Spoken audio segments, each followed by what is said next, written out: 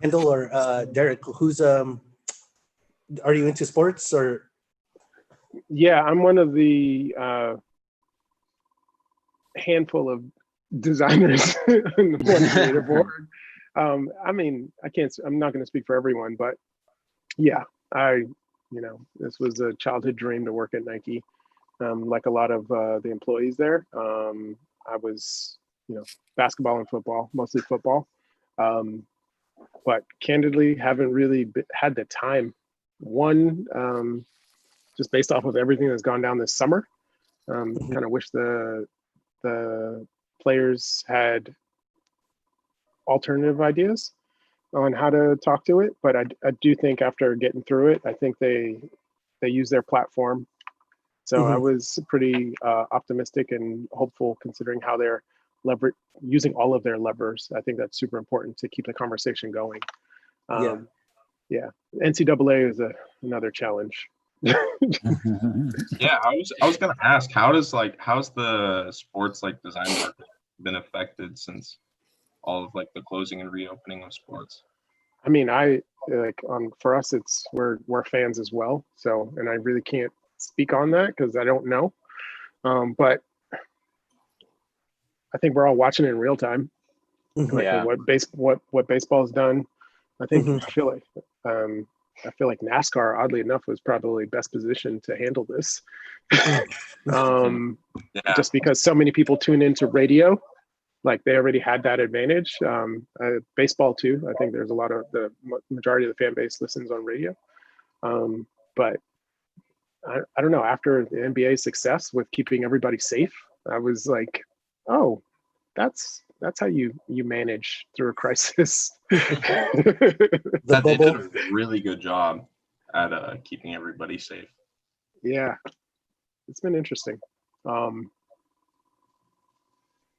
mean, I feel like there hasn't been too much shortage. There was a few months where there was just uncertainty, but it seemed like things got back rolling, or at least prepared to be rolling. So yeah, I think not that I'm getting any Nike work. Yeah, it's been interesting. I think everybody just wants to focus on the right. We all want to just get back to the way it was. I do think we've found ways to get creative with the challenge, which is, it's making us develop a new muscle. Yeah. Is Anthony here or? I don't know. I think he stepped away for just a bit. Okay. Yeah. Once Anthony gets back, we can get started. Oh, would you look at that? Double. Perfect timing, Anthony. Oh, see, I got a time, man. I'm sorry. All right. I had a Zoom call on a Zoom call. No, you're good. Multitasker. Wow. Man, All right. Should we get started? Cool. All right. Hi. Thank you everyone for being here today. And a big thank you to Anthony and Derrick for sharing their time with us today. My name is Bijan. I'm adjunct faculty at PNCA in the graphic design program. I'm also the director of Fisk. It's a graphic design studio and gallery based in Portland. So Fisk and PNCA have been co-hosting this lecture series for the past 4 years. But this semester we made the decision to go from a lecture series to a panel series. With COVID, the idea of bringing together professionals and students to talk in an open platform felt more appropriate than watching one person talk for an hour. I just want to quickly go over our format today, and then everyone will introduce themselves who will be on this panel. So as I said, we're really excited to have Anthony and Derrick from Nike, but I want to point out that every designer is an individual, and we're hoping to speak to Derrick and Anthony as the humans and individual creatives that they are. So like all of us, we're not only our jobs, and we'll hope that everybody listening in to use that lens in their questions and the discussion. Anthony and Derrick are not speaking on behalf of Nike, but more as individuals talking about their design process, experience, history, practice, and yeah. And then from there, so we'll start with about 20 to 30 minutes of conversation between the panel. And then we will follow that with another 20 to 30 minutes with the public. So we encourage the audience to join the call with audio or video to ask your question. Otherwise, we will open up the Q&A for chat. So thank you.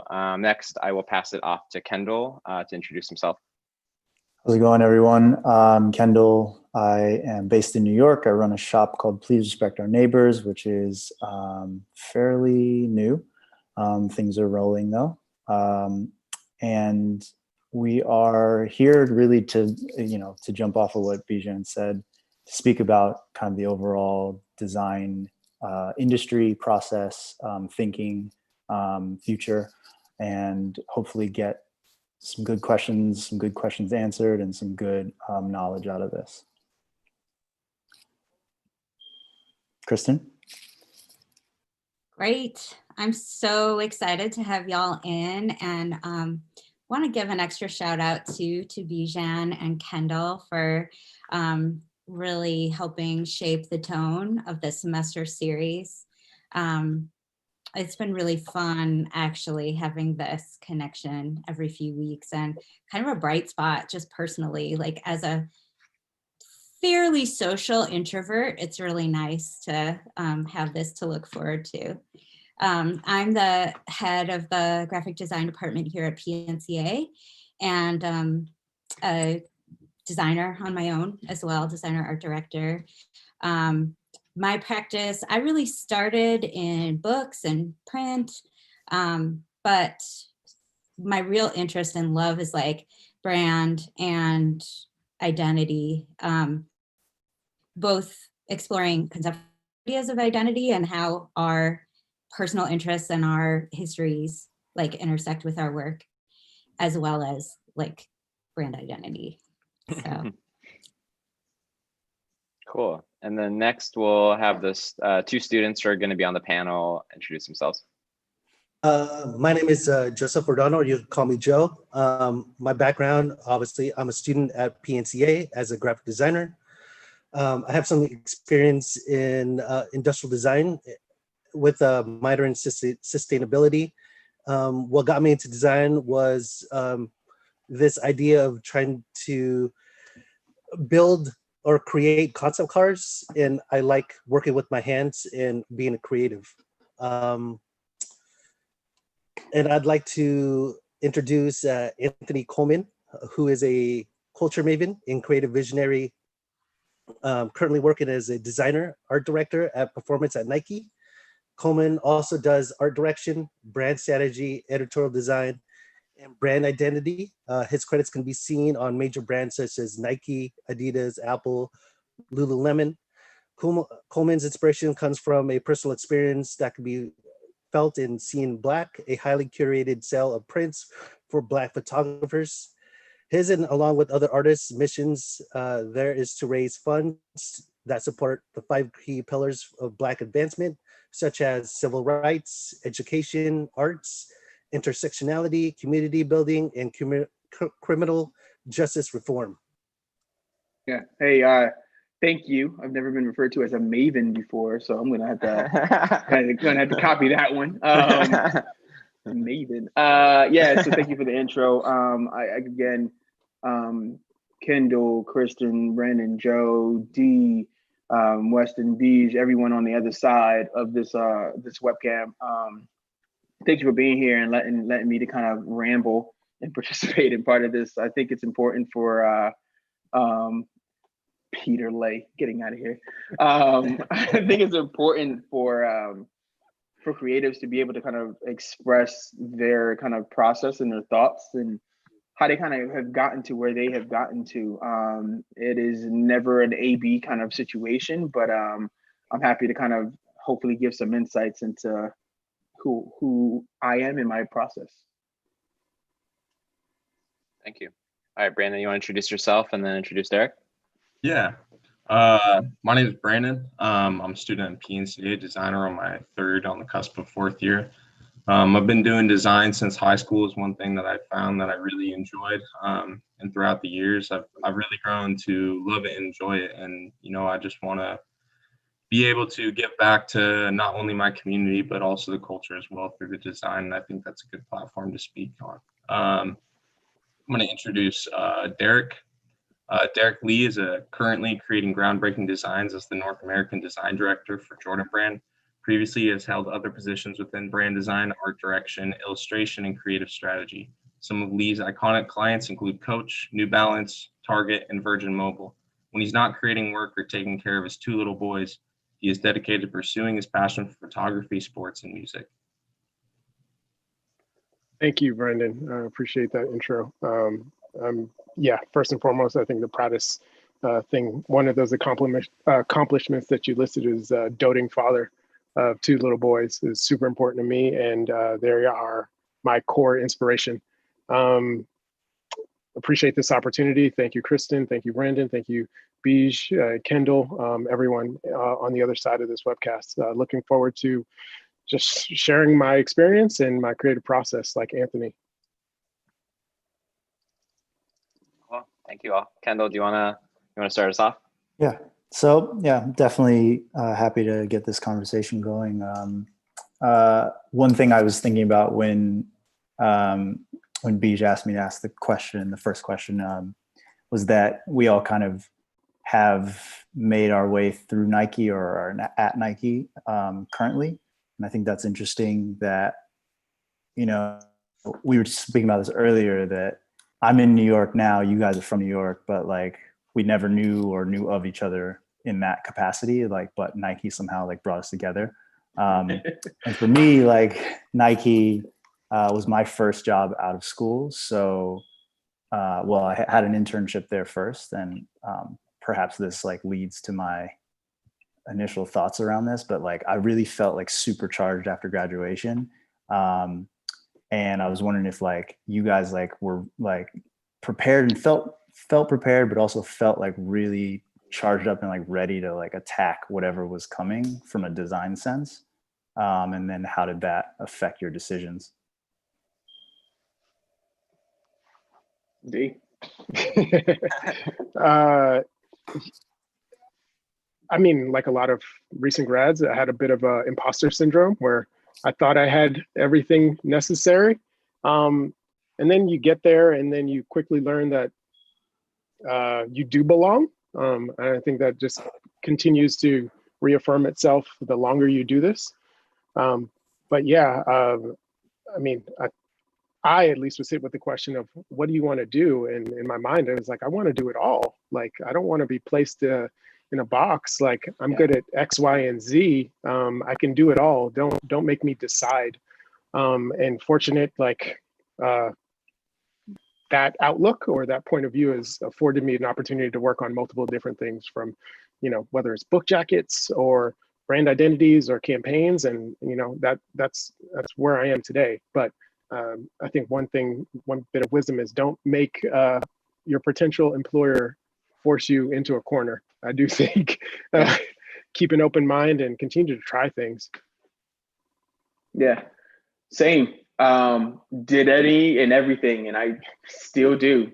Peter Lay in the chat can refer to that. It can reference that. But I kind of came out of school, graduated school with already a sense of knowing what I wanted to do and how I was going to do it. I didn't quite know that final kind of output and that end goal, but I knew I wanted to create things. And me just having just that open mind of, hey, I know I wanted to create, led me down a long, winding path to get here. But you know, it started off as a developer. You know, I was coding. I just wanted to make things and understand different languages, and just that curiosity, that constant want to fail and to kind of grow and to just really, you know, fuck some shit up, to be honest with you, got me to be what I guess you would call art director, creative director. But to me, none of that matters. I'm just creating things as I did day one. So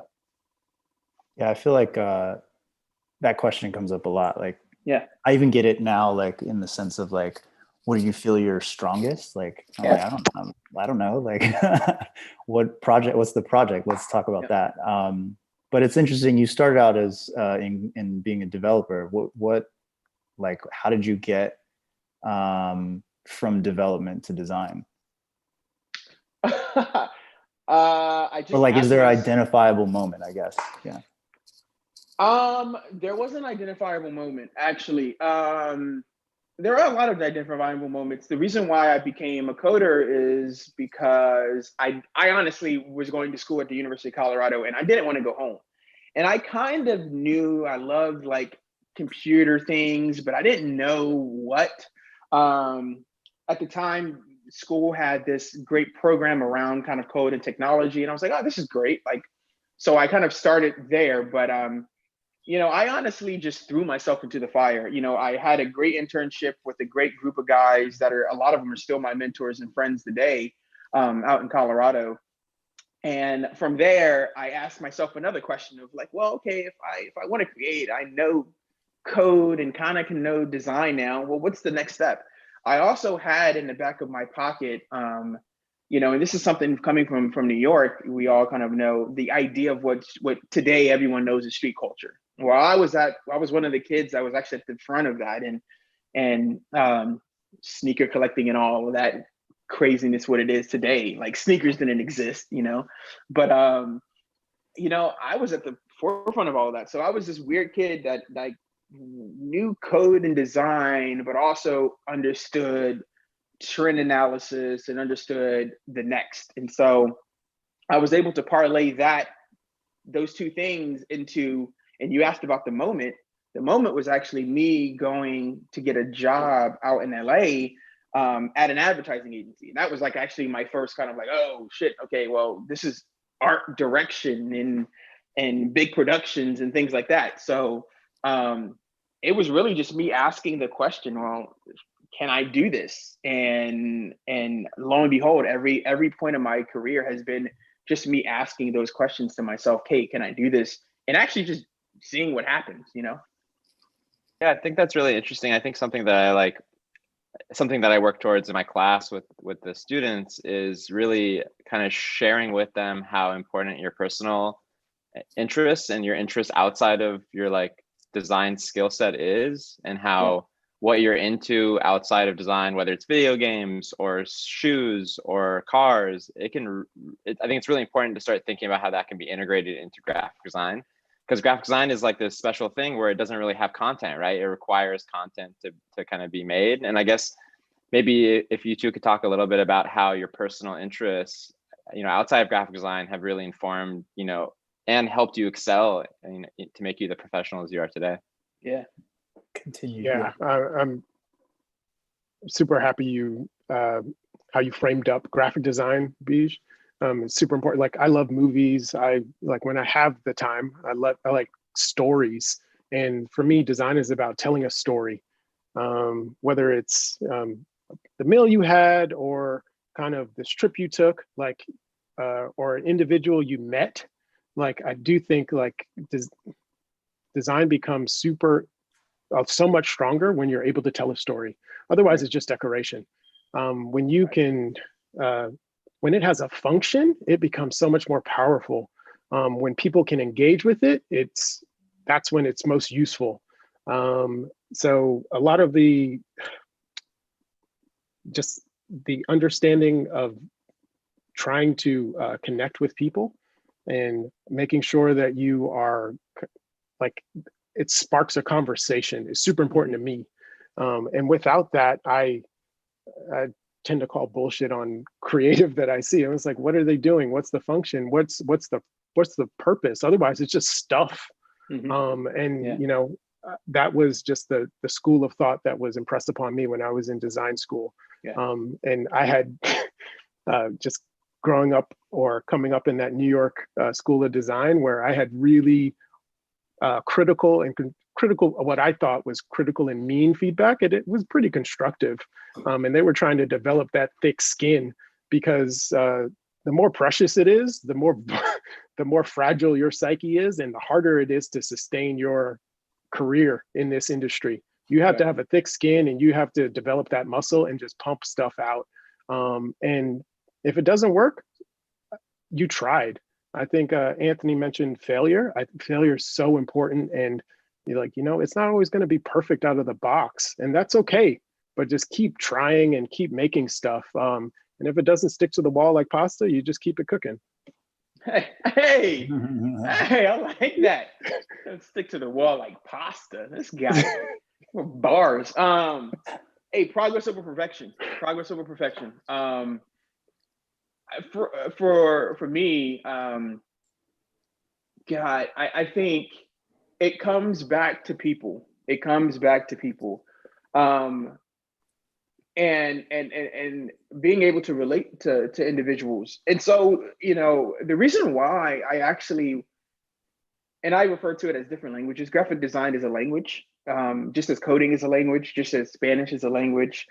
These are all different languages that you pick up, but you pick up these languages to be able to relate to someone and speak to someone. So my process to be a creative was actually me learning different languages because I wanted to relate to them. So, and I always tell, I tell creatives this all the time, like, well, Bees, you asked me, hey, how, or Kendall, you asked me, hey, what it was like to being a coder? Like, how did you get from coding to what you are today? So I just learned a different language because I wanted to learn that language of what it was to be a coder, to be able to speak to developers in the language that they understood, be able to get the job done too. So for me, it really kind of came back to just being able to relate to people, to be able to tell stories, to create pieces of work that they feel something in. As Derrick mentioned, I was brought up in a space where, one of my mentors used to always say, great design, great creative could do three things. You could either teach me something, you can make me feel something, teach me something, make me feel something, or entertain me. If it doesn't do one of those three things, you don't need to do it. It doesn't need to be. And I honestly go through my entire life with that kind of ethos in mind. I think about those three things all the time. And that's how I make decisions. And it comes back to, again, how is the person on the other side of this thing that I'm going to create, how are they going to take this in? How do I want them to take this in?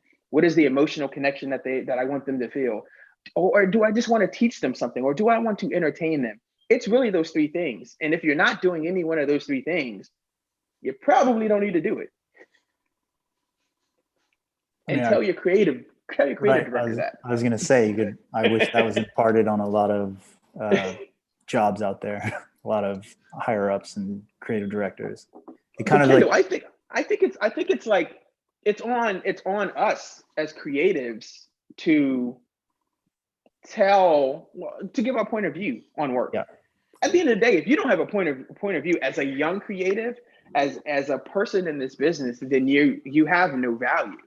Right. There's your first spicy point of the conversation.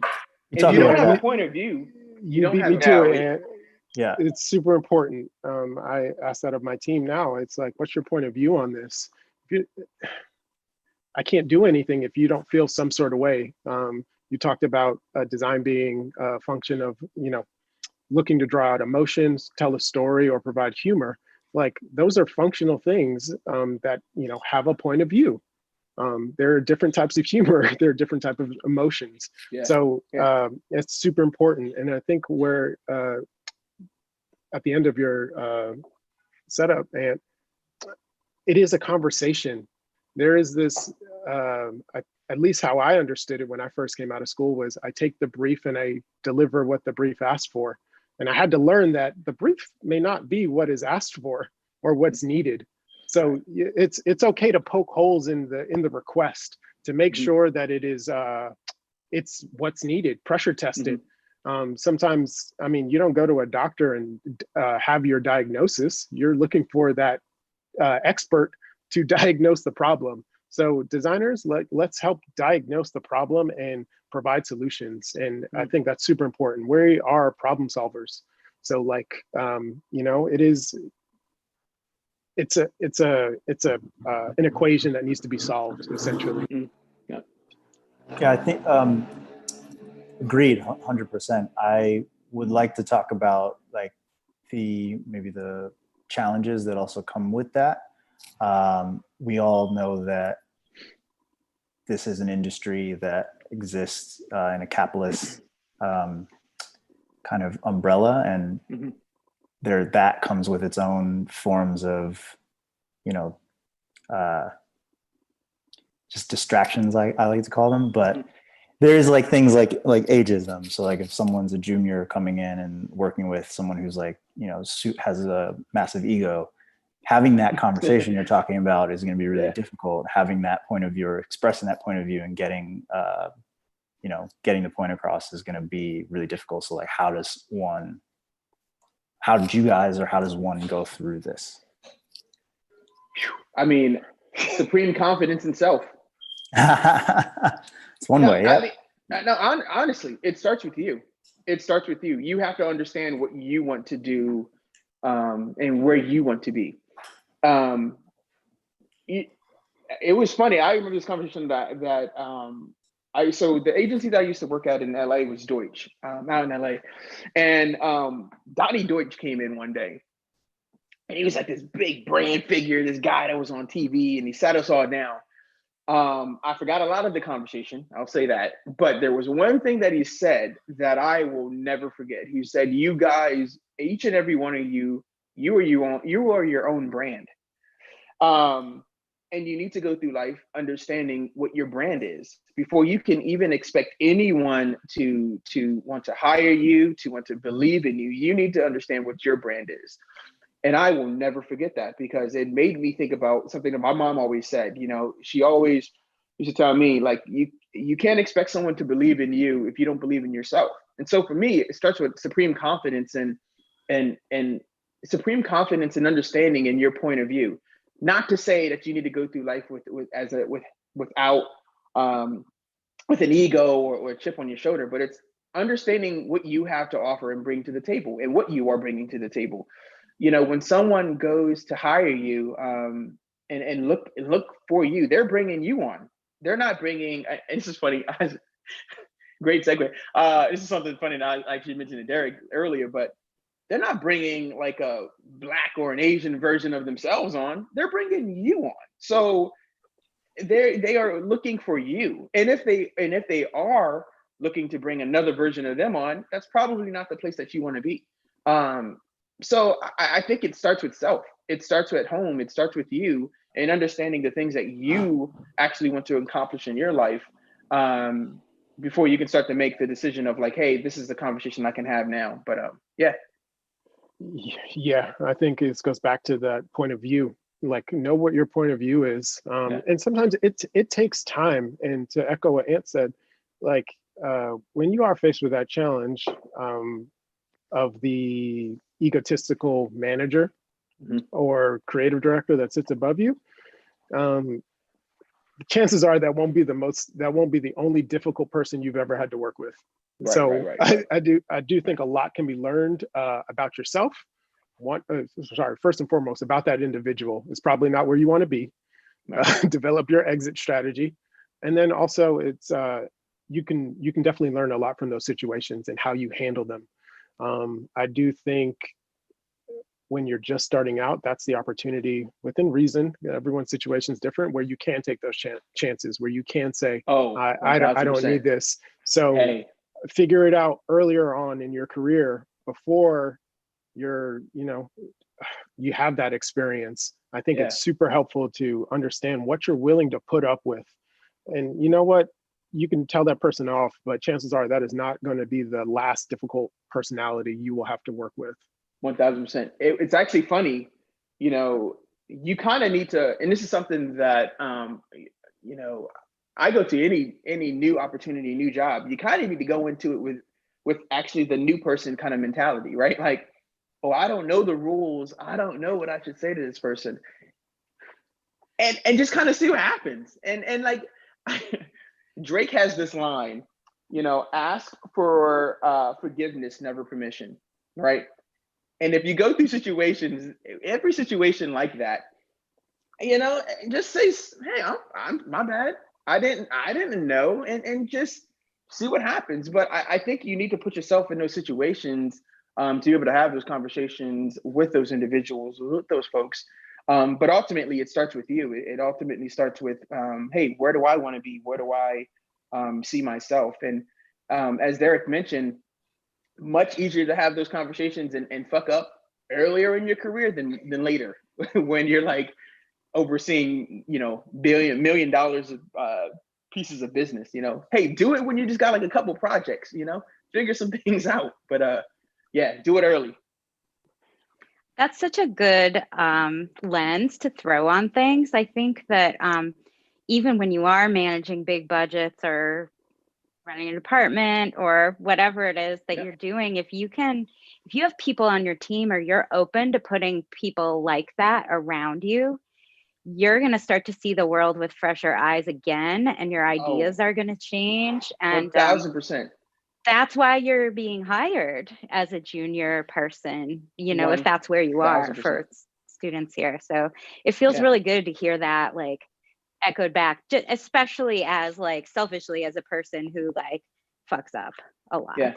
I mean, again, I'm just picking on him because I know he's in here, but Peter Lay can speak to this. Peter is somebody that's on my team that I work with, and I put full trust in that guy, and because I like, if you don't trust the people around you, he just left. If you don't trust the people around you, young, old, or whatever, then you're not a leader. I mean, I think great leadership is very flat. I think it's not about a hierarchy, and that's the greatest leaders and creatives that I've worked with. They taught me that it's about a flat leadership. It's about a true team dynamic. That's actually something that you get from sport, and I think that's why I've been so successful at Nike, is that I come from a sport background where it's, hey, each man teach man, each man for each other, women as well, hey. But hey, this is about the team, and like and my team will tell you, like, I'm right there with them. Like, if we got to come in, we got to do some things on the weekend, you know what? I'm right there with you. I'm bringing coffee and donuts. Well, maybe not donuts, but I'm right there with you, and I put 1000% trust in the young folks. I love having younger folks around me, man, because they come with very fresh eyes, new perspectives, less ego, and just fun. Honestly, they're just fucking fun to be around. Like, I don't want to be around a bunch of grumpy old men. I want to be around cool people, with people that actually know what's happening in the world. More relevancy. It comes back to the thought of like different languages, different people. It's about relevancy and what's happening in the world currently, not old people. Sorry for old folks. I have a question kind of growing on that. What do you guys do now that you are kind of leading teams and projects, or what have your great creative directors done, if you had any, that helped you feel comfortable, like actually asking those questions, challenging authority, like, because it's a whole mood to be able to create that. Sometimes it doesn't work. Yeah, I think what I've learned is I definitely took advantage of being the new person. And I definitely think, looking back on it, have put my foot in my mouth in the wrong environment. But I do think there's ways to just challenge that opinion respectfully. Like, you can have those conversations respectfully. And I think that's what's so important about what Ant said. The trust has to be there. I don't want to work with people I don't trust. It's difficult to get the best work. And collectively, with the different points of view, the work gets better. I learned that over time. Like, it's when you're starting out, you have to do everything yourself. And as you kind of grow into your career, and you're able to manage teams, you see that these other points of view are adding value. And that is super important, whether it's male or female, and irrespective of a cultural background. I think the work just gets better. Yeah. It's funny, you kind of bring up something, D. I know it's supposed to be a panel. You guys have questions for us and shit, but Derrick, you brought up something. It's diversity of thought.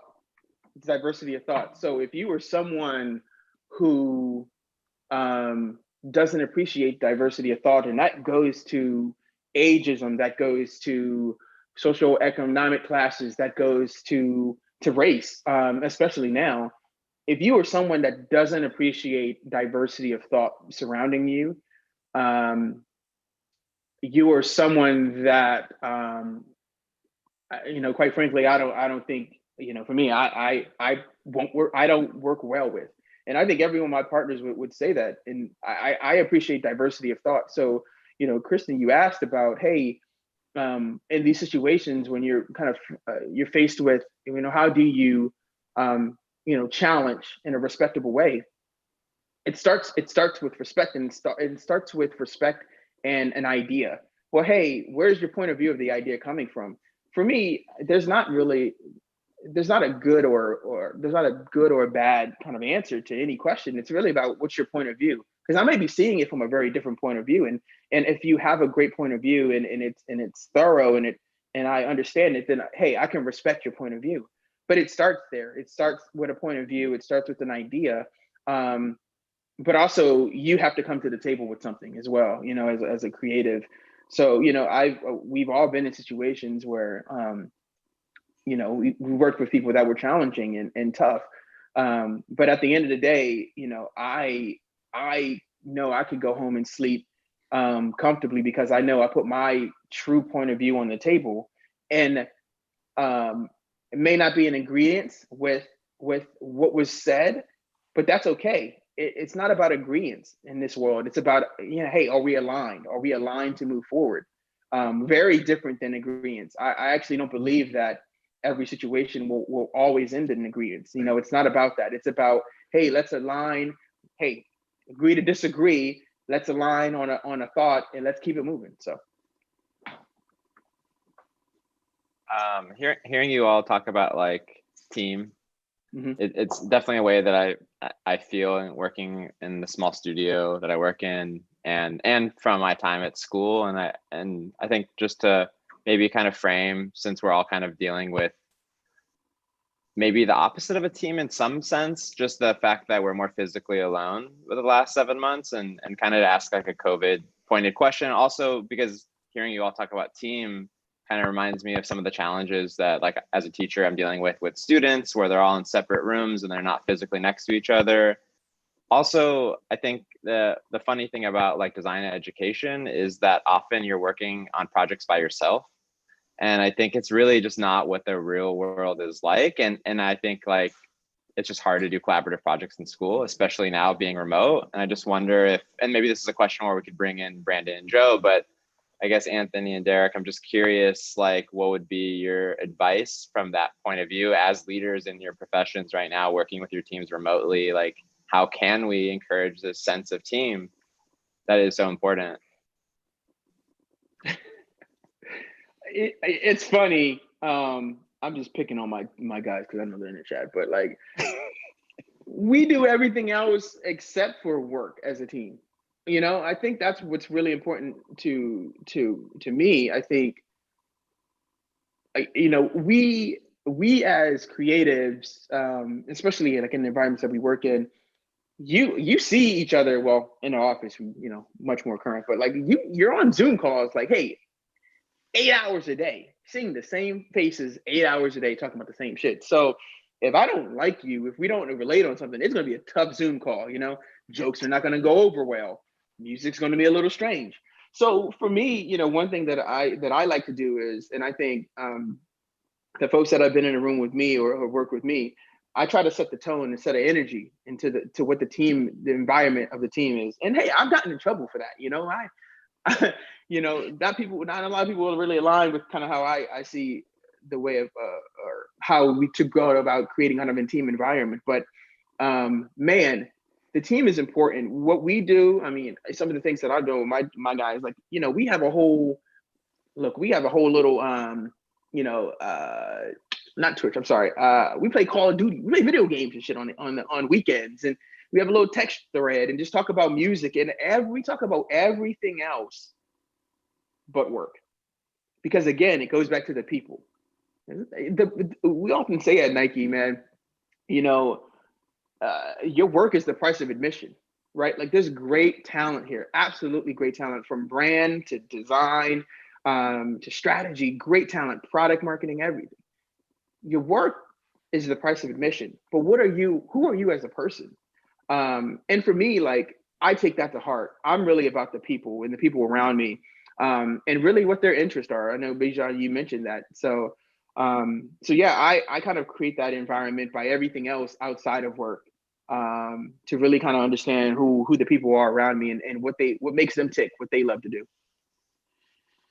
Yeah, I think and you hit it, connecting with the team, like on a human level, like you keep the creative out of it, and I think everything else is gravy.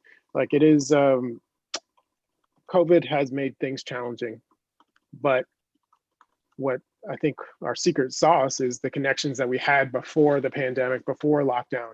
Like we traveled together, when we're on these work trips, we're eating together, our kids know each other. I think that goes a long way.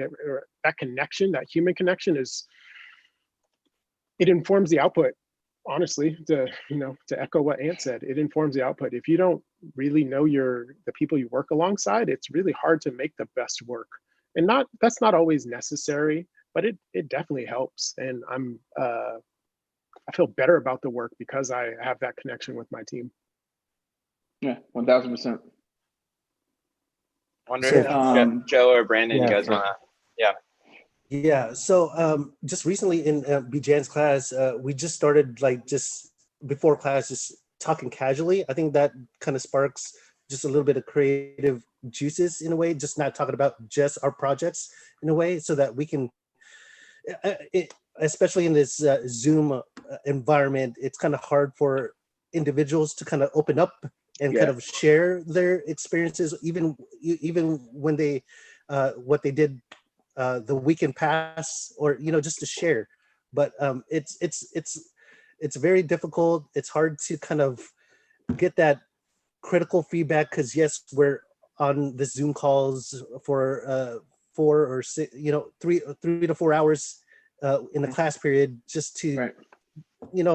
it's been difficult in getting that feedback from students, even physically from our teachers. It's been very difficult just to like make our projects the best that we could put out there.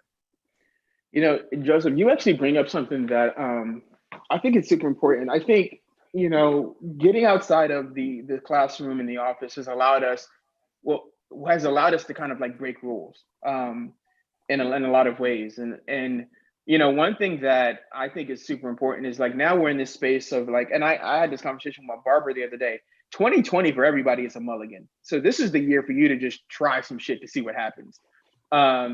Because like everyone's going to have a down year, right? So for me, as I think about what that means for feedback and projects, you have to meet people. You have to find and meet people how they would like to be met. And what I mean by that is, Zoom, as you mentioned, this is not a format that works for everybody. But is text messaging,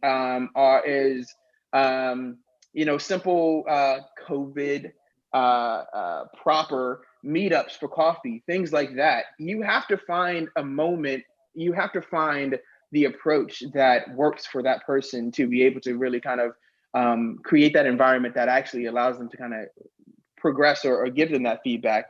That's something that I really tried to do on my end, is just try to meet them halfway. Like what works best for them, versus just relying on the new office, which is Zoom, because again, this is a very intrusive format of conversation that just is not comfortable for a lot of folks. So I would just encourage people to like, hey, break outside the boundaries again, because again, just try some shit. There aren't any rules on the table right now. No one is paying us to just use Zoom for everything. So meet the other person halfway, and I will guarantee you'll have a better conversation for sure.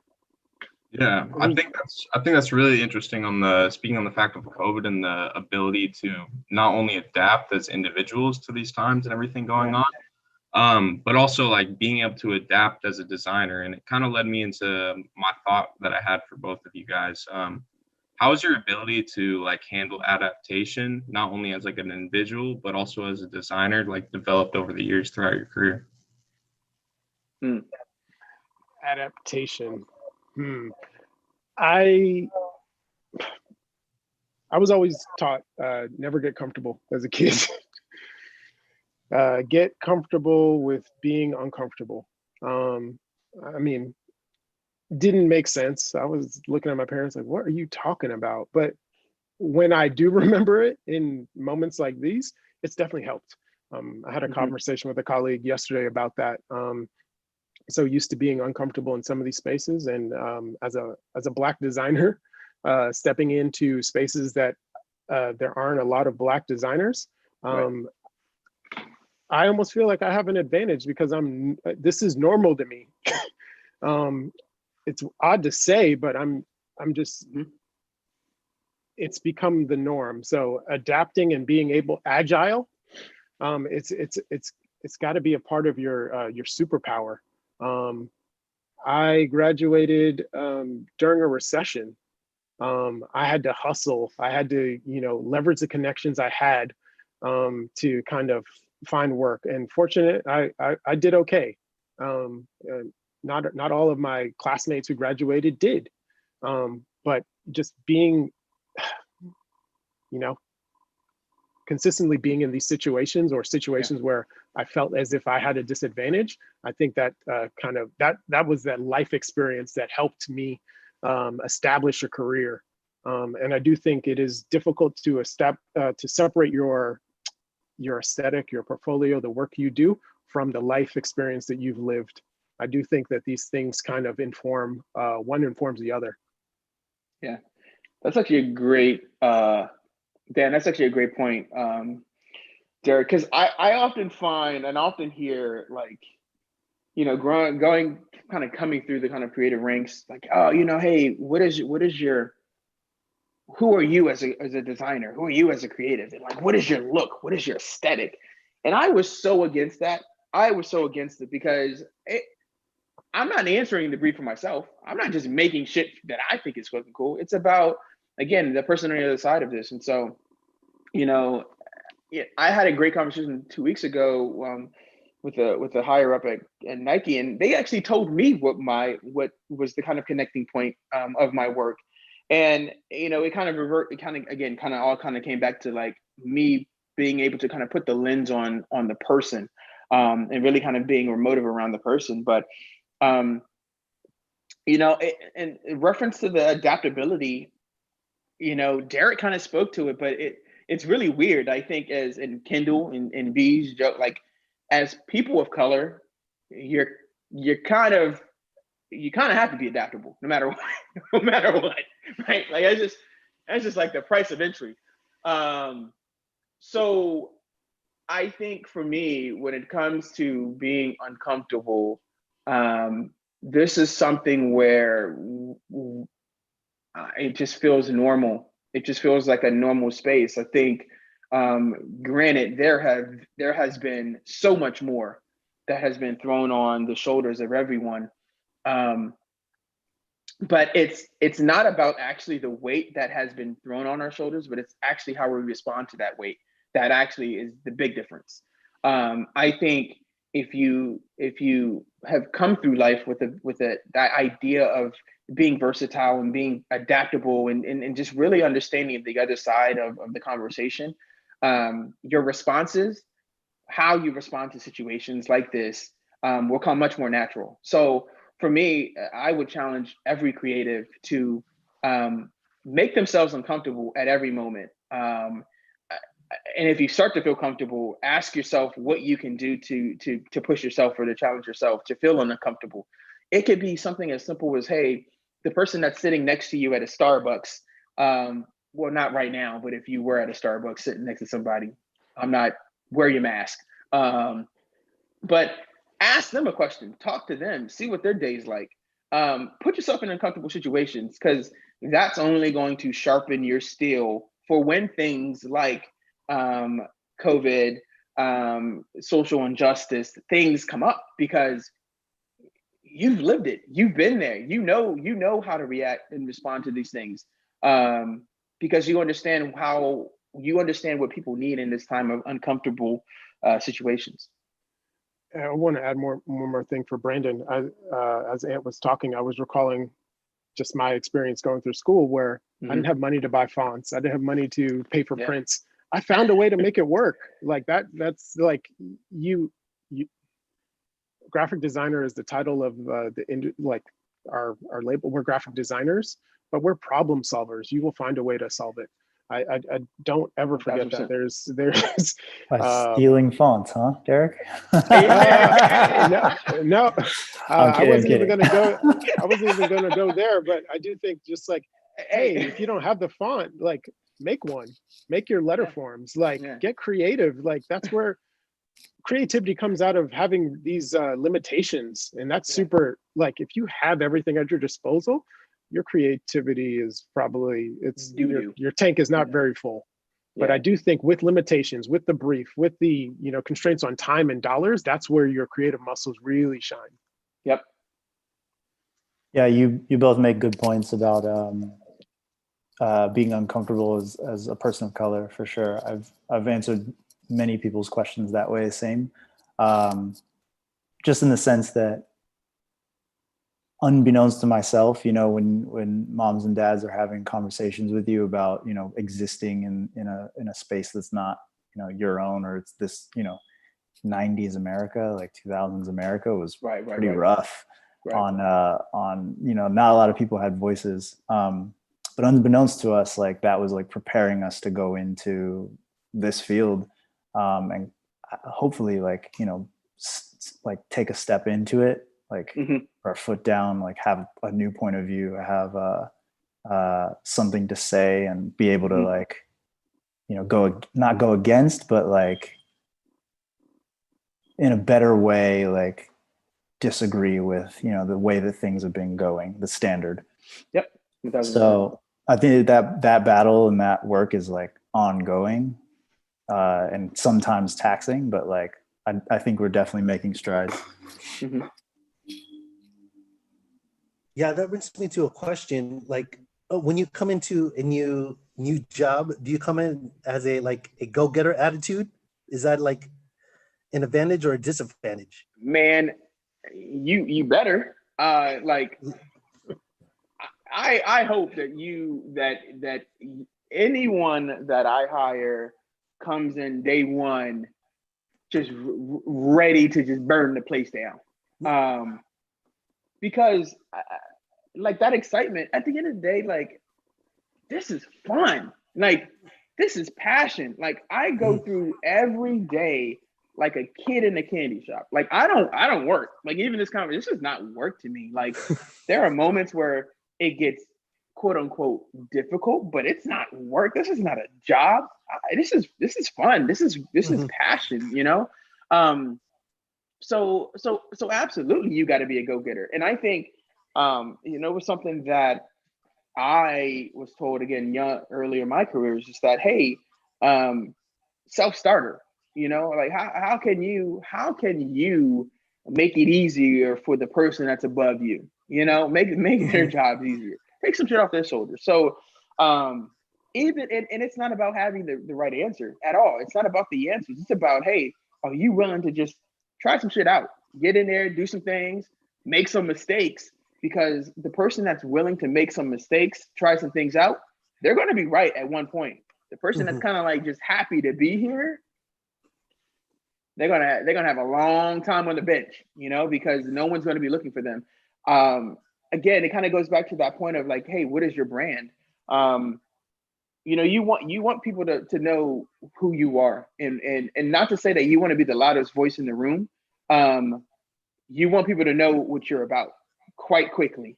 And so and that go-getter mentality that, hey, I'm not afraid to talk to anybody and just put some questions out there and see what it is.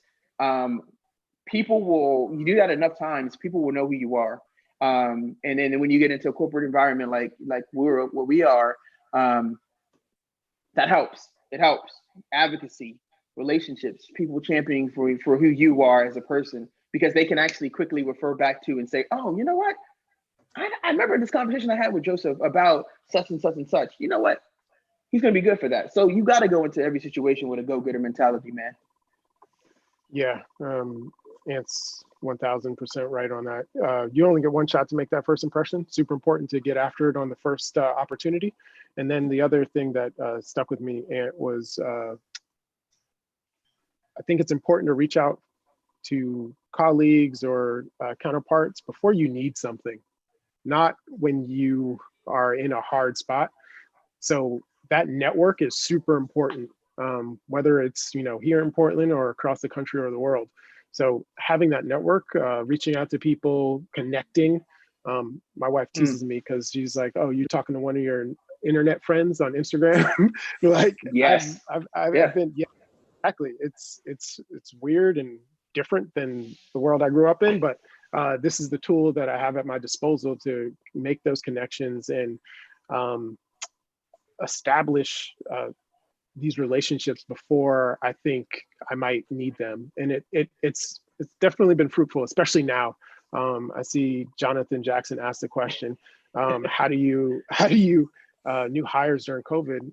We're not there yet, but I do think the time that I have right now, I've been just taking it to connect with people and just getting to know them. I think that's the most important part. Ant talked about the dynamic and the strength of the relationships he has with his team.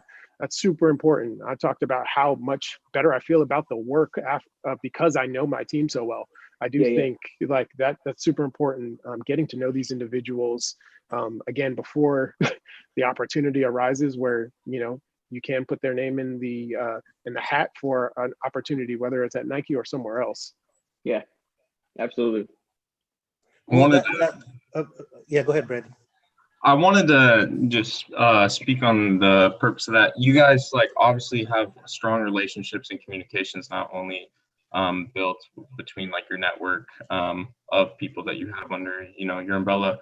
But my question was, throughout your time, obviously, once you get to the spot where you guys are right now, and you have all your workers or your colleagues around you, and you've built that relationship even outside of work. When was the moment that you knew that you were in the right place and you established a family around you? Ooh, man, that's a hard hitting one for 130, man. For me, it started in college. I actually don't know if he's on this call. He probably, I mean, he may be. Jonathan knows him, and a few of my friends have met him. But one of my good friends, I call him my brother. His name is Anthony too, funny enough. But my boy Ant Hall, he's somebody that, as a creative, I've kind of come up through the ranks with in parallel paths, and we've worked together a few times. But, for me, I think, to your question, Brandon, I think back to our relationship and where it started, because I knew instantly that this was somebody that not only inspires me, but I can inspire him to do better. So it starts there. It starts with, again, a conversation, a relationship that you feel is this someone that that inspires me to do better, and in turn I can push them. And again, that was the first moment that I realized that. And to this day, man, like that guy, we chat back and forth daily. Again, he's my brother. We graduated together. I was at his wedding.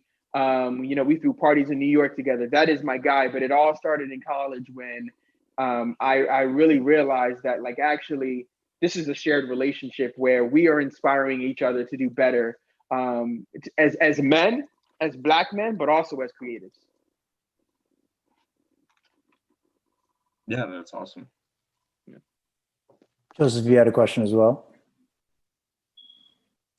Yeah, so I mean, going back to my as a go-getter, obviously you have some, when you're new to a position, what is like, you don't want to step over the senior designer there. How's that interaction with seniors or people with experience within the field?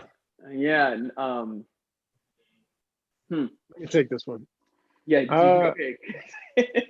or overreach in a way, you know? No, I think you lean into, I mean, if there are issues there, you lean into it. Chances are this person can teach you some things and you can teach them some things. So I do think it is like any relationship. You got to lean into it. And I'm assuming the hypothetical we're talking about is somebody who can learn to understand where you're coming from, you know, but it definitely dealt with people who I thought were challenging. And by the end of, you know, our time working together, I realized how much I learned from that experience and that person. It definitely, I recall a few shouting matches with some individuals. And that was because, you know, passion is a dangerous thing. But at the end of it, we understand each other today. I do think just like leaning into it and seeing how you can work together. It's super important. I keep saying this, the work just gets better when more people are involved. So it's important, like, sure, you can do it on your own, but at that point, just start your own shop and be, you know, the brand. But when you work for a corporation, you have people to answer to. Anthony mentioned alignment over agreement. That's super important. You're not always going to agree, and that's okay.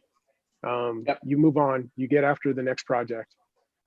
Yeah, I'll say alongside that, I think a big thing in that is understanding the dynamic between the two of you, or the team again. But like if we're talking about a higher up or a manager, you got to really pay attention. There is going to be or there could be friction. And when there is that friction, you have to understand where you can move through it, how you can inform, how you can pass your POV. Because like Derrick said, a lot of the time you will have these moments where you feel like this person is, you know, treading all over you. And the truth is that might be the case. And we have to be honest about that. There is a lot of egos in our business. There is a lot of hierarchical like standards in this country, period. So those things exist, but I think that understanding that dynamic first and foremost allows you like the biggest advantage where you can, you know, get out of a dangerous situation or like skirt around a different thing and implore your point of view in a respectful way. There's some obvious things that you can just do to be respectful, and that's, you know, not talking over people, not, you know, making sure that your message has a clear, constructive point instead of one that's like, you know, personal or attacking, so on and so forth. But yeah, you'll find that these people that are more senior than you'll end up more senior than them at one point. So it's always good to just maintain like the dynamic, understand what you are learning from them, and just hope that they are doing the same. Yeah. And like, actually, you know, if you do this answer live thing, I'm testing out some technology. Let's see what this you guys got they're asking direct questions. So here's some text. So here we go. Say great segue. Can do to kind of Leah's point here. I'm gonna try to make this work. Let's see. You know, Leah's asking, you know, how do you know if you have a good point of view? What is the difference between a point of view and an opinion? And is there a way to contextualize your point of view that is more helpful when arguing your stance? So how do you know you have a good point of view? It's actually if it's backed by insight and thought. Simple and plain. As creatives, I don't know where this divide between strategy and creativity kind of came in, but as a creative, you better be a damn good strategist and understand your point of view and where you're coming from. It's something that I actually took away from my agency days of the importance of strategy, the importance of a strategy when formulating a point of view. And it's something that as a creative, I pride myself on when I think about my narratives. What is my point of view? What am I actually referring back to in my creative endeavor, in my work itself? So making sure that it has insights and it's backed by some relevancy of what's actually currently happening in the world. That's how you know you'll have a good point of view. And it's not subjective and just your personal opinion. Because a lot of design is really subjective and can be. So make sure it's backed by insights and thought. And is there a way to really contextualize your point of view outside of a deck from Nike? I think I always tend to put it in perspective of narrative, in a story, in a thought. You'll see, if you ever work with me or any of my decks, there's usually a little bit of like a 4-page or 5-page like setup of a story that helps contextualizes the point of view a bit. Not to say you got to go through life carrying around a deck of your point of views, but just having a story, a narrative that helps set up your point of view, that leads you into your creative, really helps those that don't, that aren't so adept at creativity, but understand what they want to get across as an objective. It helps them really understand it, because a great story, everyone loves a great movie. Everyone loves a great film. They may not necessarily know how to get there. So if you can help set up your point of view in a story, in a narrative, it typically helps the other person understand. You mentioned kind of arguing your stance. It's not about an argument. It's just really helping them understand your point of view, to really to put it in their terms. Again, put it in their language for them to understand it. So, and then I can click done. Let's see what done does. Ooh, there you go. Ooh, done.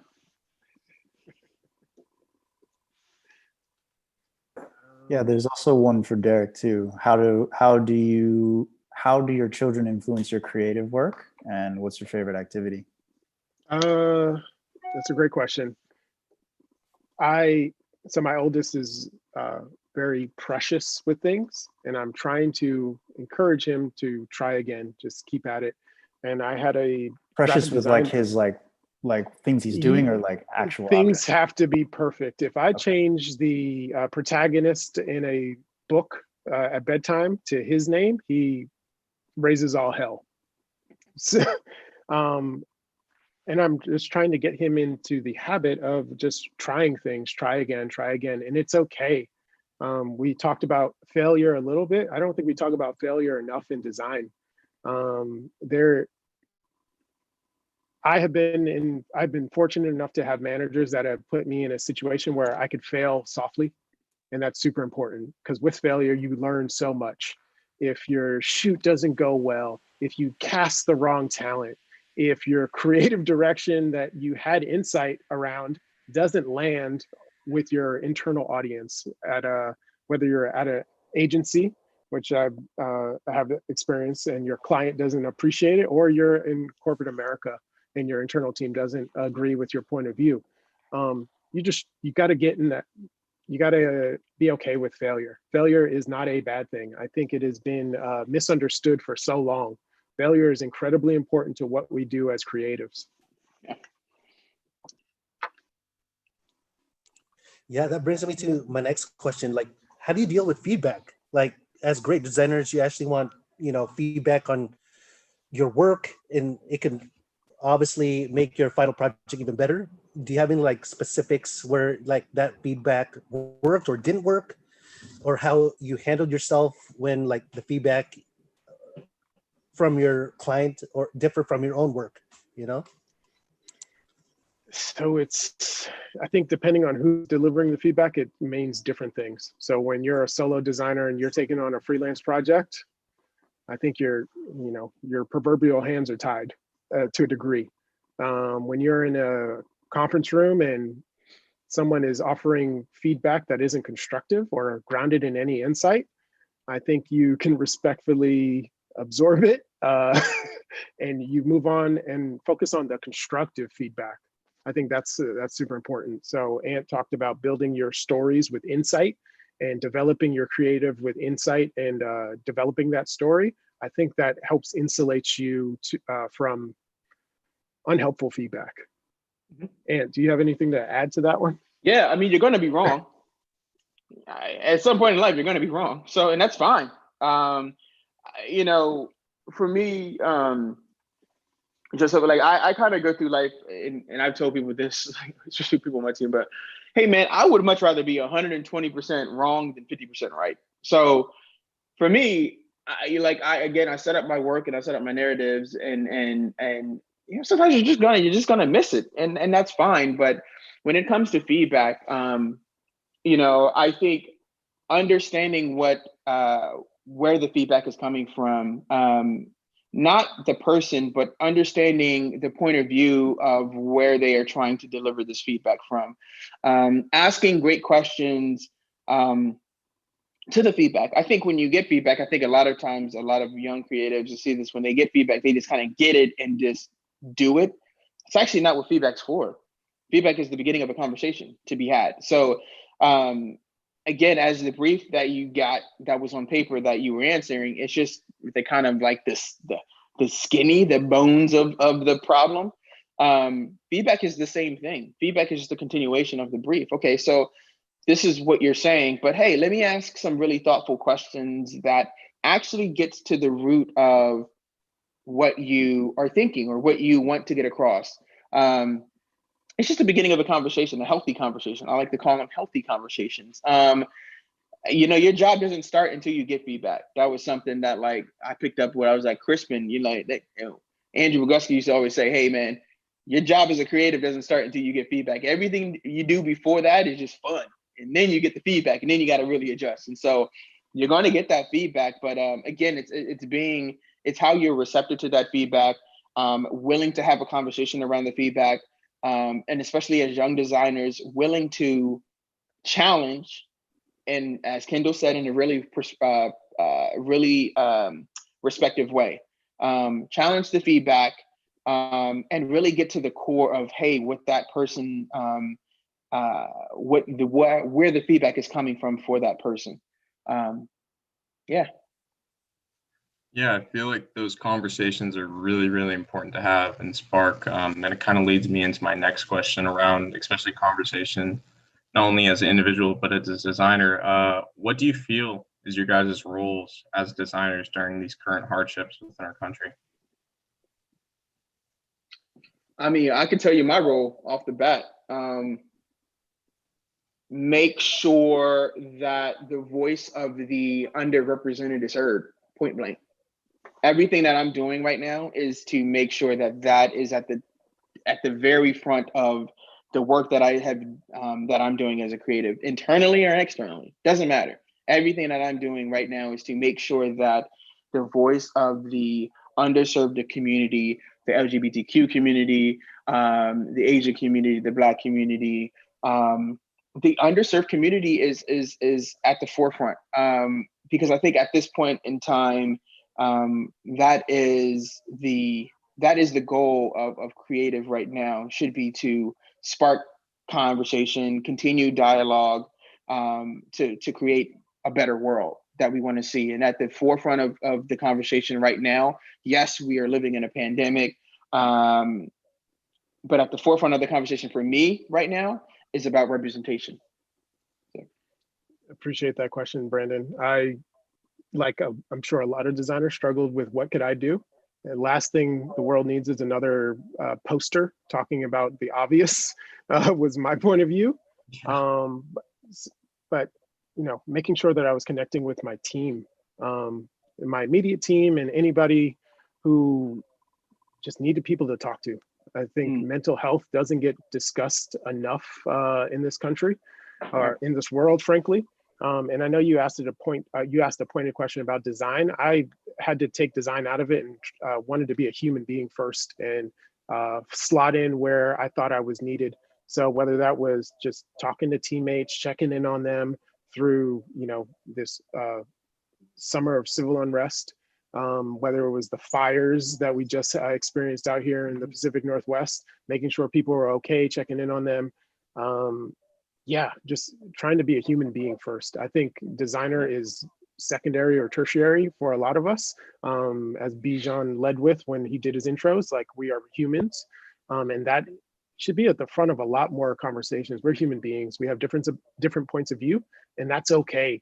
But base level, like, be human and check in on people, see how they're doing, see how you can help them within reason. And when you get exhausted, it's okay to take a break.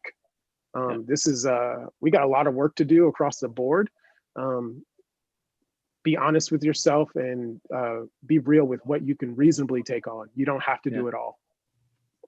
Yeah, I think that's really smart, especially the fact that like I feel a lot of people do forget that designers, we're human beings. We have our own life, and besides like being at a computer all day or on Zoom call, like we still want to be ourselves, be humans, because that's what fuels like our creativity.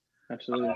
And it leads me to another thought I had of that beyond just as a designer, but as human beings, what do you guys want to be remembered for? Ooh. Could be very simple. And you want to go first? I got my answer. Well, if you got, well, go then, man. If you got an answer. Yeah, just be a human being. Like, I think we've seen a lot of we've seen what the lack of humanity does. I think just be a human being. Like, if you don't want to be treated that way, why would you treat someone else that way? That's the bottom line. I don't think I could. I got to start there first. Everything else that I'm able to accomplish after that is icing. I think I want to be remembered as an agent of an Asian, an hey, I am half, so an agent of change. I want to be remembered for being able to see a situation, analyze the situation, and being able to change it. Hey, whether for good or bad, but I don't want to be someone that just was here and just kind of live. I want to change things. I want to make things better. I want to question, challenge authority. I want to be a change agent. That's what I want to be known for. I want people to remember the energy that that I gave to the world, to the people around me, because that's important to me. I think anyone that's ever been around me or know me or been on a call with me, like, when I'm on a call, you know when I'm there, and it's important because I'm just not. I'm not here to just be here. I think we are here for a reason. We all have our own purposes, and it's up to us to be able to express those purposes and make sure that the world hears us. But yeah, that's what I would say. Yeah, that kind of leads me into the next question was like, how do you, from someone anonymous, like, how do you prevent burnout and how do you balance career job decisions based on Don't money, ask me that. interests, like taking a big salary so you can pay for like a big mortgage and family that needs, and also not enjoying the work? Goes back to one word: passion. Yeah, You got to love what you do. Make sure you're doing it for the right reasons. 1,000%. I definitely chased the salary at the beginning of my career, and there were a few situations where I wasn't happy with the work. But just make sure you're doing it for the right reasons. So that purpose and that function, sometimes it takes a while to get into focus, but once you figure out what that passion is, to what Ant just said, I think it makes a lot of those decisions easier. And then the burnout thing, establish boundaries. It's okay to say no. I think we don't leverage that word enough when it's needed. It's okay to say no. I cannot do this, but here's what I can do. Establish those boundaries, I think, can help prevent burnout. It's not going to always help with burnout, but I think it'll make the space between it a bit longer. Yeah, I mean, people I work with can tell you that I do way too much, so I probably can't answer. I'm not the best one to ask about burnout, but hey, man, as long as I get my 8 hours of sleep, drink my water, which I'm out of, as long as you got it, man, you got it. As long as you got the juice, use the juice, man. As long as you got energy, right? Yeah. I feel like we also kind of grew up in the design world where it was like you got to work, you got to stay up like all night, keep going. So burnout is like inevitable almost, but at some point, At some point, but like I'm a weird person though. I kind of like I like to, like I said, I like to challenge things. I like to push boundaries. I just like to see how far I personally can go. Now, when it comes to like my team and people around me, very different. Yeah. How I Totally, treat yeah. myself, how I treat myself and my body, very different than how you would lead. But I would never ask anyone. Here you go, Joseph. I can't ask anyone to do something that I am not comfortable myself doing. So because of that, like I said, if I'm not willing to ask somebody to like, hey, do some shit on the weekend for me, then if I'm not willing to do it, then I can't ask somebody else to do that. So like for me, you know, I challenge myself because I want to be better as a person, as a human being, as a creative. And yeah, I mean, like burnout's gonna happen. But it's how you bounce back from that and how you continue to inspire yourself, you know. And I know that was a question in there about, you know, how do you continue to inspire yourself as a creative? It's everything else that I do. I mean, I make terrible music on the side. I go to the gym daily just to kind of keep my mind and body tuned. It's literally, I became a yoga practitioner just to do it. I know Derrick is gonna laugh at that. I am. I know, whatever, man. But I stay inspired by the world, by people, by just constantly seeking and being curious and finding little wormholes, because those wormholes that you will find at 1 or 2 o'clock in the morning will somehow sneak into your work as a creative 2 or 3 years down the road. So just continue to stay hungry, continue to stay curious, eat your Wheaties, drink a lot of matcha, and have fun. Fucking have fun. Yeah, if you're not having fun, then I don't know what to tell you. What's the point? And it sounds like Ant's answer may be oversimplified for a few, but it's the truth. I think that everything else outside of design, I think, is so important to what informs what we make.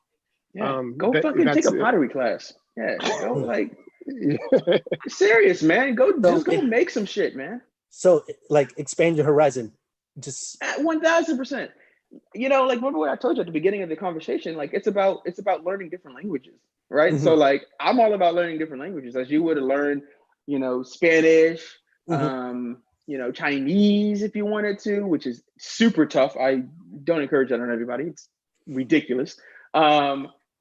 Just go learn a different language. Go learn. If you've never picked up a basketball, go learn the language of basketball. If you never kicked a soccer ball, go learn the language of soccer ball. Soccer ball. You get it, whatever. You get it, I'm saying.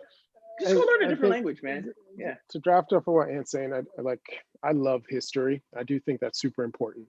A lot of I think it was Paula Scher who told me this when I interned for her. Damn, flex. Nothing is new. Nothing is new. Nothing is new. I think understanding that and making sure that's where that insight and research that Ant spoke about is super important. It's okay to like dig in, go down a History Channel wormhole. It's okay to like just dig into things. Based off of the conversations we're having as a country right now, it's clear that there was one type of individual who wrote our history. And it's super important for you to flip these stones over and see what else is there, whether it's the indigenous people of North America, the history of Black people in America. Like, it is super important to know this stuff, because I think it's just going to make design and all of these points of view inform the work and make it better. I'm gonna attempt to. Can I attempt to enter another live one? Yeah. Of course. I just want to point out it's like 1:54, so I just want to be mostly sensitive to Anthony and Derrick's time. I'm sure you have other Zooms, but so if you feel we can answer a few more from the Q&A. Otherwise, just let us know when is a good time to wrap up for you two. Yeah. Yeah, that's a good shout. I actually need to eat lunch too. So yeah. Brother's gotta eat. So I actually wanted to answer Fiona's question here. You know, can you actually, you probably can't see the question, but the question is, at one point, like, after how many years do you feel you've mastered the technical Adobe skill needed to realize your ideas? You don't. Put it that way. You don't. Technology is always going to update. There's weird hotkeys that I still don't know. You don't master anything. You don't master anything, and you should never want to master anything. To be quite honest with you, like, I will be the first to tell you, I am not a master of anything, any one skill, but I am savvy enough to be able to communicate an idea to you in any language that needs to be. That's what it really comes down to. I know you mentioned, Fiona, you know, you can sketch quickly, but find producing work takes longer. That's fine. You know, you're on your own time scale and your own time schedule. It's not about comparing yourself to the next person and how fast they can quickly sketch and get to the objective. You know, I hate to kind of bring up the tortoise and hare thing, but like, that shit's true. You know, like, I was slow as shit. Still am compared to people, but it's ultimately the idea will win out. And so if it takes a sketch to get your idea across, then sketch that thing and make it the best sketch that you can put across. But it's really comes down to the idea. So, you know, less about the technology, more about the concept, the idea. And if it's a great idea, whether it's a sketch on a napkin or you know, a weird little tangent that you have, if it's a great idea, you will definitely have people behind you to back it. So again, don't worry about the mastering of the technology. Technology is always going to fuck you up and always be ahead of you. Worry, if you were to master anything, master your concepts, your ideas, your ability to communicate the idea. Yeah, take that from the developer where the code is changing all the time. Oh, I learned early. Hey, your code? Oh my God. Like, I'm a terrible coder too, but I learned as a creative to think very logically because of that background. So I go through my design process from a very A/B testing hypothetical process because of that, because code is fucking always changing. So there you go. Yeah, I think again, what you just said is important as well, to double down on, like, pay attention and double down on the things that you are good at and are quick at, and make sure that you're able to find ways to make those pieces be the thing that you get noticed for. 1000%. Yeah, I also think it's important to, like, anybody can master the software. The software is a tool, like a hammer and a brush. What's going to set you apart is how you think and how you think about the brief and the assignment. I think that's going to be your secret sauce, and that's what's going to separate you from the rest of the individuals who are graduating in your class. And I think that's your unique point of view is going to make you stand out. As Ant mentioned it, the software is always going to change, but it is important to know. I think the fastest way to learn the software is to put yourself in a situation where you're uncomfortable. Agency life has its benefits. It also has its downfalls. You learn the software real quick in an agency. Oh yeah. You're like, Friday, yo, you need a deck at 10 p.m. It's 5 o'clock on Friday. You know what? You're going to learn something really quick. So What are your thoughts about, like, building up your weakest strong points? Like, you know, let's say you're not good at Photoshop. Would you spend hours at a time trying to, like, you know, like, not master it, but get better at it, like just working on those weaknesses of yours? Yeah. I say all that to be honest point to then say, to be really hypercritical, skills are absolutely important. Know the tools of your trade. Please know the tools of your trade. There are some creatives that I won't name on this call due to relationships, but that I personally have a problem with, because they lack the, we all know the cookie cutter or the Instagram creative director, but they don't have the tool set to be able to call themselves that title. I have a really big problem with that. So I think for me, it absolutely, you got to spend the time. You got to understand the tools of the trade. Again, because it comes down to like having a working knowledge to be able to have a conversation with someone about your idea and your concept. It all goes back to, again, it all goes back to your idea and your concept. Like you just need the super rudimentary knowledge of things to be able to kind of communicate what you want to kind of get across. But you absolutely need to know the tools of your trade. You need to know, you need to know the things that are relevant to your career. Oh, there's a question about photos. Hold on. Yeah, I think that one should be answered for sure. Yeah, that one, I think I had an intro to photography class in high school, and it was super helpful. How to frame an image, like it's romantic now, but a dark room. Like we developed our own film. Like it was super helpful. I think with everyone having cameras on their phone, like just the best camera you have is the one that's on you. So just continue to take photographs, do research. Like I still love, I don't know why this one jumps out, probably because I work at Nike, but this Richard Avedon image that I saw in high school, where it was Kareem Abdul-Jabbar before he switched his name as a high school athlete in Harlem. Like it was a beautiful portrait, and I still remember it to this day. I do think it is important for you to like look back. Like Gordon Parks is one of my favorite photographers. Just the way he was able to pull out all the emotion in the subject in an image, in a still image, like it is magical. So photography is super important. And I think we're living in a crazy world right now where we can affect images till we're blue in the face. But there is something about knowing how to frame and capture an image. 1000%. I think for me, how has photography really kind of helped me as a designer? Photography was actually the first bit of creativity that I was really influenced by. That and music videos, but same kind of thing.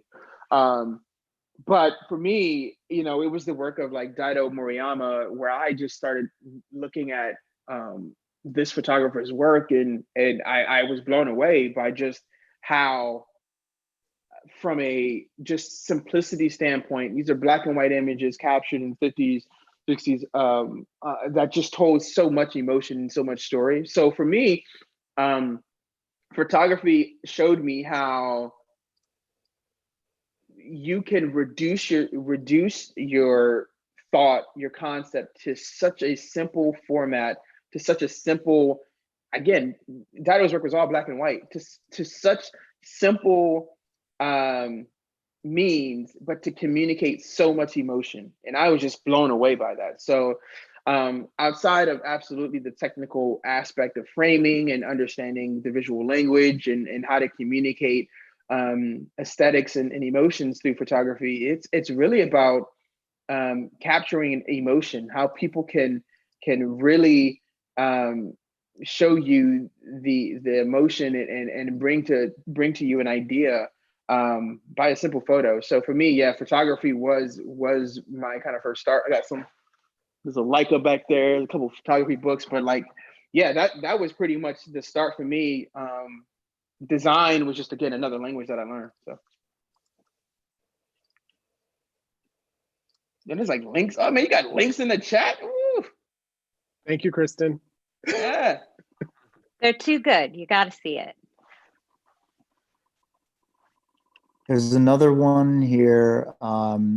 It kind of goes back into like finance conversation or getting a job conversation, but it's during this time period of recent grads that have been grinding at a customer service job or any job, trying to freelance to make ends meet while they work toward being a full-time creative. How do you stand out amongst those who got a design job right out of the gate? Or same with those who didn't graduate with a formal BFA. I mean, I'm gonna tell you straight off. I didn't graduate I didn't go to design school at all. I graduated with a business marketing degree in like art history and Asian American studies. Like, so here you go. You know, I'm a prime example of that. It's not about, again, it's not about your point A or to get to your point B, but it's just about getting it going, getting yourself started, getting going in your practice and understanding where you want to be. Again, I kind of mentioned this to Joseph. You're not on anybody else's time frame. You're on your own time frame. Ralph Lauren didn't start Ralph Lauren until he's like in his 30s, 40s. And if that guy, that's the GOAT of American, menswear. So, you got some time. But what I would say is, keep at it, keep perfecting your craft, keep going at it. If on your break, if you have 15 minutes to think of something, take that 15 minutes to eat your sandwich and work on an idea. But keep at it, man. I mean, I can talk about my experience as a creative. I mean, I in college, I went to school. I had 2 night jobs, and I also played football. So, but I found moments to try to continue to be creative as much as possible. So, again, you're on your own timeline. Find those moments, those pockets of time that you can feel creative and be creative. And the other thing I would say to Derrick's point, a bit ago, use your network. Right now you have 1, 2, 3, 4, 5, 6, 7 new folks that you may not have met before, that I'm sure will happily answer some questions for you. So use your network, the people around you, to be able to kind of get you going in the right direction. Yeah, and then I think one thing that we all have at our disposal now is, like, it's so cliche to say right now, but Instagram. I've come across a great deal of talent on that platform. So if you don't have the freelance clients, post your work there. Use the hashtags, crack that algorithm to get that visibility. And as someone who definitely had to take a night job that I absolutely hated, working at Bank of America, counting department store deposits to be able to go to art school, like, find the job that allows you to actually invest in the thing that you love. Mm-hmm. So it's definitely going to mean some long nights, some meals that you will remember because you don't like them. But those are the compromises you make to chase the thing that you love. It sounds romantic now, thinking back on it, and I'm probably only remembering the bright spots during that time in my education. But yeah, use the tools at your disposal. Instagram, like, it's super simple. All you gotta do is post whatever's on your phone. And my God, for sure. Yeah. And promote your post. I will say this: use the hell out of the technology. Nah, I'm so serious, man. It was something that I learned working with Gary Vaynerchuk. Use the fucking technology for your own good. It's not just for brands. Like, use it, promote, post, do what you got to do to get your word out there. I would say shameless promote the hell out of yourself. Because again, as to my point earlier, you have a lot easier conversations if people know who you are, and have a reference point to your work and the things that you are passionate about. So, hey, hit them shameless plugs. I have a question that sort of piggybacks on that. Like, do you guys have any memorable moments or memorable struggles that you made it through, like in the early job hunt, first gig? Mostly a job hunt, I think, is maybe a good one to start with. Yeah. Shoot, I'm just like, I'm like, what's the one?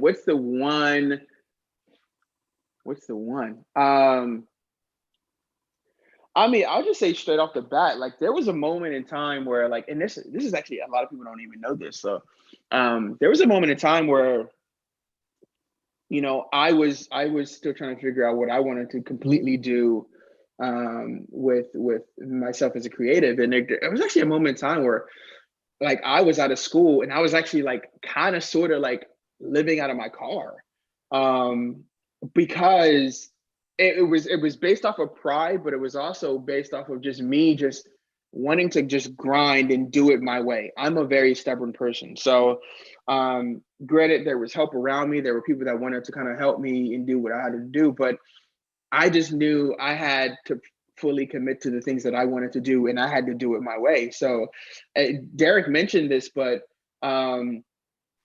sacrifices, you know, a lot of top ramen. I got some ramen right now in the crib because it just became like what it was, but I was willing to sacrifice. But I knew, again, to the beginning of this conversation, like I said, I had supreme confidence in knowing that what I was doing was right for me and what I needed to do.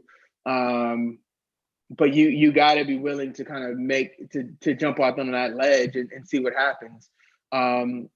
Fortunately, I was able to get to the places that I've needed to get to, and again with a great support system around me. But hey, man, sometimes you got to put yourself out and being in an uncomfortable situation and see what happens, because again, that's going to make you, to Derrick's point, a better human being, which will then make you a better designer.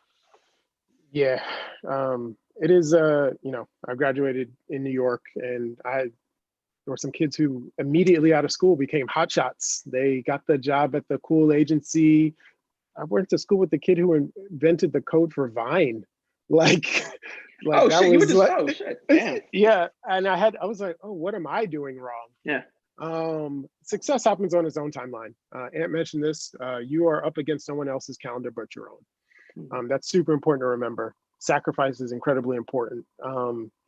I was fortunate enough that I had a mom and dad who supported my creative endeavors and had always supported me. And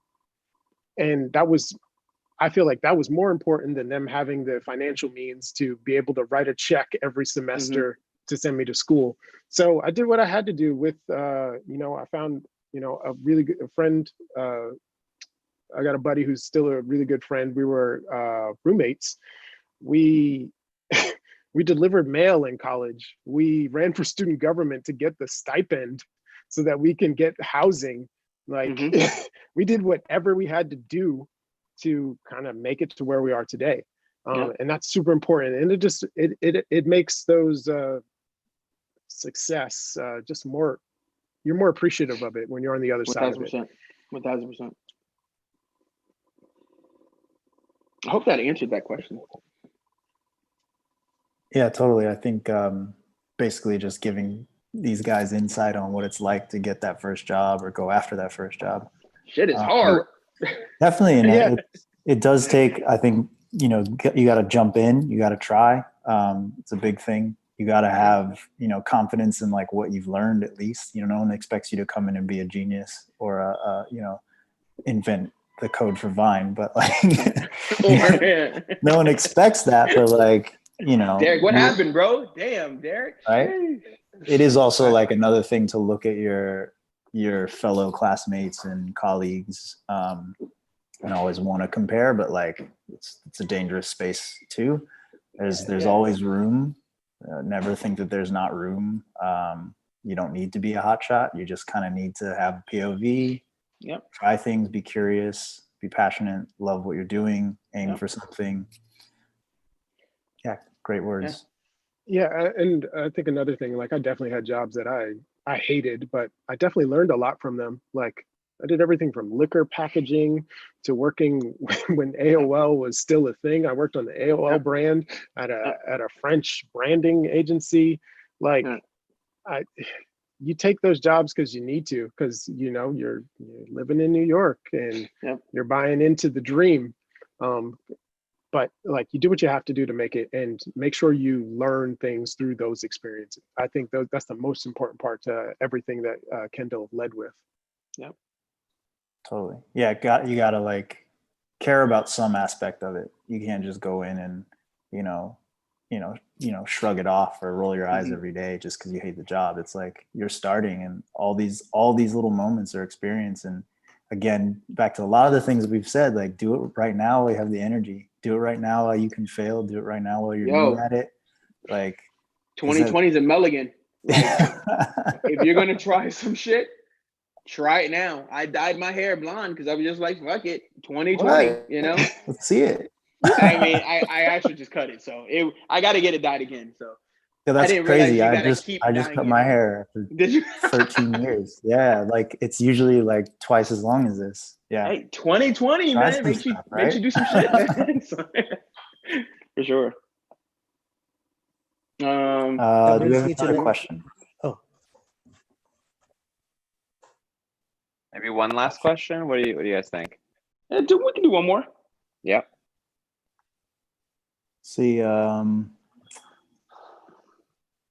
this one maybe when you two first discovered your passion for design, how did you practice?